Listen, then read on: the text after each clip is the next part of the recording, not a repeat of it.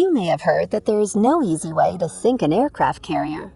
In our case, there is almost no way to sink a modern U.S. Navy carrier. These expensive and advanced military ships are deployed and operate in every ocean around the globe. That means that it's really crucial for the U.S. Navy to protect them from potential threats. That's why they are built and deployed in a way that it's almost impossible to sink such a vessel. Without further ado, let's see how this is achieved. U.S. aircraft carriers are beasts of the ocean.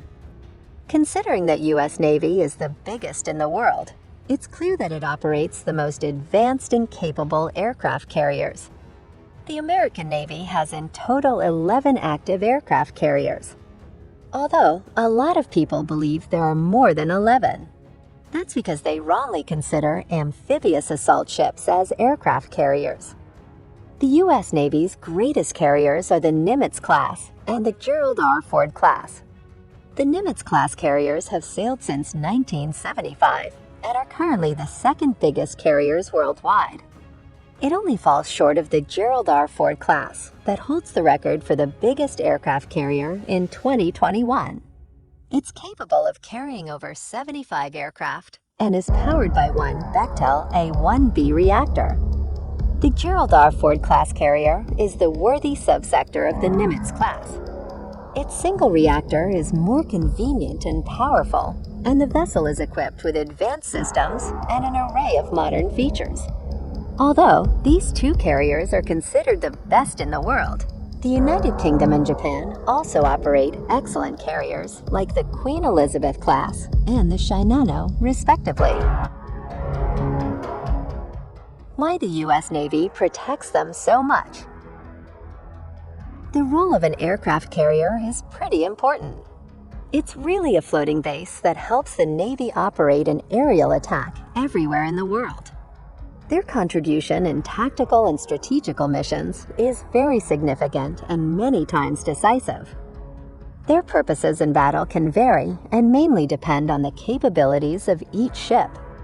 Considering how dangerous this type of vessel could be on the battlefield, they would be big targets on the water. Such ships are unsurprisingly very expensive to develop and build. For example, the latest Ford-class carriers cost almost $12 billion each.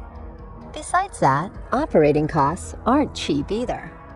It's estimated that the most advanced carriers of the U.S. Navy cost over $1 billion annually to operate. Taking in mind that the protection plan of these ships is really important to the navies of all nations. That's why the U.S. Navy has invented the Carrier Strikes Group. Such groups contain an aircraft carrier and usually a cruiser, a bunch of destroyers and frigates, submarines, and other auxiliary ships. The Carrier Strike Group is one of the most powerful naval fleets composition that operates in the 21st century. Why they can't be sunk. To see how hard it is to really sink a carrier, let's imagine a hypothetical scenario between a carrier strike group and an enemy fleet. First of all, let's assume that an enemy aircraft or ship tries to attack the carrier. The carrier's first move would be to deploy the air wing. That means that the F/A-18 and the F-35 fighter jets will destroy every possible danger, even before it gets close enough to attack. The F-35 has especially advanced systems, and it's very efficient in battle.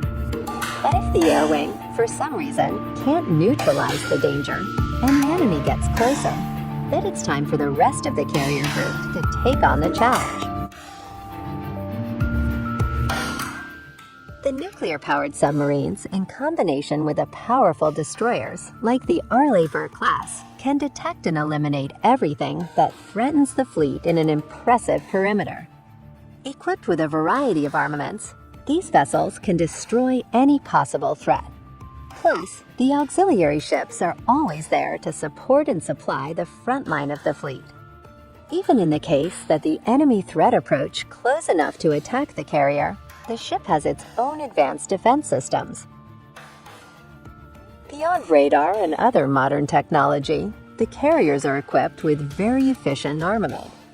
They have automated guns, missiles, and systems that are capable of protecting the ship on their own. Okay, but in the worst case, let's assume that the enemy succeeds in attacking the carrier. Remember that aircraft carriers, and especially the US, have enormous size and a huge displacement of hundreds of thousands of tons. Regardless of the hits that it will get, these ships are practically unsinkable.